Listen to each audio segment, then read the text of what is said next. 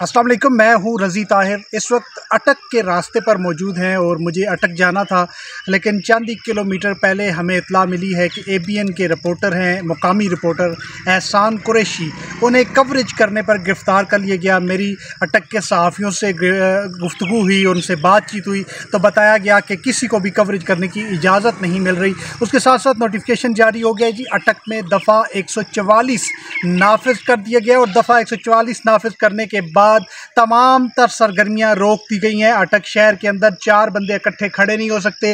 हर जगह पे, हर चौक पे, हर नाके मौजूद हैं। पुलिस के साथ उसके साथ दीगर फोर्सेस को भी लगाया गया है जो कि अटक की सूरत हाल को नज़र रखे हुए हैं। इमरान खान अटक जेल के अंदर हैं और वहाँ अटक जेल के अंदर इमरान खान है और अटक जेल के बाहर जो है पूरे अटक को एक जेल बना दिया गया है। और सूरत हाल ये है कि अटक जाने का हमने फ़ैसला अभी तर्क किया है, रास्ते ही से वापस होना है, क्योंकि बताया ये जा रहा है कि सख्त किस्म का क्रैकडाउन है।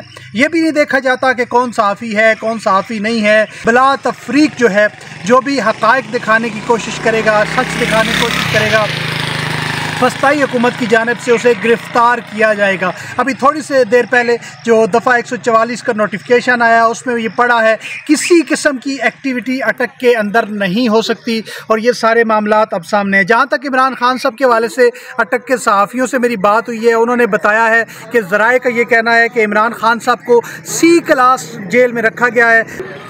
ज़मीन पर सोने के लिए मैट्रेस मुहैया किया गया है। इसके अलावा चश्मा, तस्बीह और घड़ी, ये चीज़ें प्रोवाइड की गई हैं। लेकिन चेयरमैन तहरीक इंसाफ के बारे में कहा जा रहा है कि उन्हें उसी बैरक में रखा गया है जिसमें नवाज़ शरीफ को रखा गया था। तो ये बात अभी तक इसकी तस्दीक नहीं हो सकी, क्योंकि नवाज़ शरीफ को तमाम तर सहूलियात के साथ रखा गया था और चेयरमैन तहरीक इंसाफ को भी वो सहूलियात नहीं दी गई। जेल हुकाम से जो बात हुई है मुकामी सहाफ़ियों की, उन्होंने बताया है कि एयर कंडीशन मुहैया करना, अलहदा से पंखा मुहैया करना, बेड मुहैया करना, ये वो चीज़ें हैं जो अदालत के हुक्म के बाद ही मुहैया की जा सकती हैं। अगर तहरीक इंसाफ के वकला अदालत से कोई ऐसा हुक्मनामा ले आते हैं तो जेल हुकाम उनको वो ट्रीटमेंट ज़रूर देंगे, लेकिन तब तक चेयरमैन तहरीक इंसाफ को एक आम कैदियों की तरह ही ट्रीटमेंट दिया जाएगा। आपको बताते चले कि तहरीक इंसाफ के वकला जो हैं उन्होंने कल भी कोशिश की, अटक आए भी हैं, मिलने की कोशिश की तहरीक इंसाफ के चेयरमैन से, लेकिन उन्हें मिलने नहीं दिया गया। आज दोबारा उन्होंने जो जेल सुप्रीडेंट हैं उनको भी दरख्वास्त लिखी है, वज़ारत दाखिला पंजाब को दरख्वास्त लिखी है,